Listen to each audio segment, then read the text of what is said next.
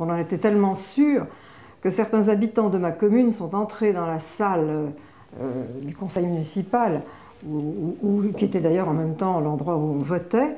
Ils ont décroché le portrait de Giscard d'Estaing avant les résultats. 5, 4, 3, 2, 1. François Mitterrand est élu président de la République. La marque François Mitterrand, pour vous, c'est quoi? C'était un personnage qui authentiquement représentait la France dans toute sa réalité. On l'a dit souvent, François Mitterrand était un personnage assez contradictoire. La réalité est contradictoire, rien n'est simple. Il ne s'intéressait pas à l'économie. Et il me disait toujours, pourquoi est-ce que vous me parlez toujours des entreprises? Les entreprises, c'est quand même ça qui fait qu'on existe ou pas dans le monde.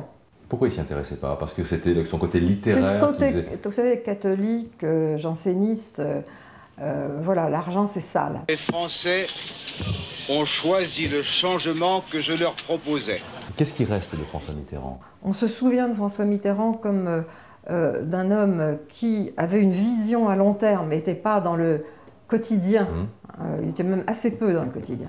Mais avait une vision à long terme de la France, de l'Europe, du monde, et pouvait se projeter dans l'avenir parce qu'il avait une grande expérience du passé, parce qu'il avait une connaissance historique considérable, une culture immense, et qu'il pouvait appréhender l'avenir. Bon, donc il y a une espèce de consensus pour dire que voilà, Mitterrand était formidable. Il y a aussi la comparaison avec ce que nous avons aujourd'hui, évidemment. Mais, oui, c'est ça. Oui. C'est pour ça peut-être qu'on dit qu'il est formidable, parce qu'il n'y a pas d'héritier digne de ce nom? Non, il n'y a pas du tout d'héritier digne de ce nom, d'une part. Mais d'autre part, le contraste avec M. Sarkozy est vraiment considérable, parce que quand je disais que François Mitterrand était dans le long terme, qui n'était pas dans le quotidien, dans les petites mesures immédiates, des choses de ce genre, bon, nous avons exactement le contraire avec Sarkozy.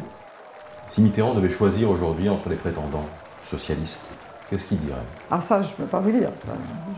Je ne peux pas me mettre à sa place, je ne sais pas du tout. La gauche a des chances? Ah oui, oui, ça certainement. Il ne faudrait pas qu'il y ait trop de divisions, bien sûr, c'est la seule chose qui puisse être nuisible. Il ne faudrait pas qu'il y ait trop de candidats.